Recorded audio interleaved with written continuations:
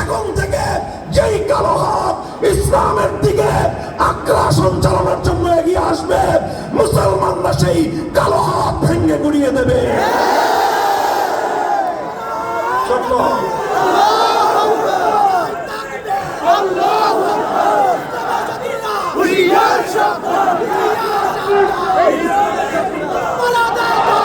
বদর হলো, ওহদ হলো, খন্দক হলো, লম্বা ইতিহাস।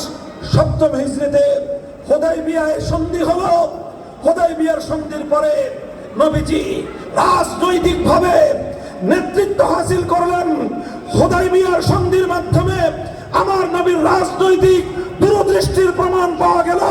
হুদায়বিয়ার সন্ধি এটা আল্লাহর নবী মুহাম্মদ আরবি সাল্লাল্লাহু আলাইহি ওয়াসাল্লামের জীবনের অন্যতম রাজনৈতিক দূরদর্শিতা, রাজনৈতিক প্রজ্ঞার পরিচয় বহনকারী ঐতিহাসিক কর্মকাণ্ডের নাম হলো হুদায়বিয়ার সন্ধি। অনেকে মনে করেছিল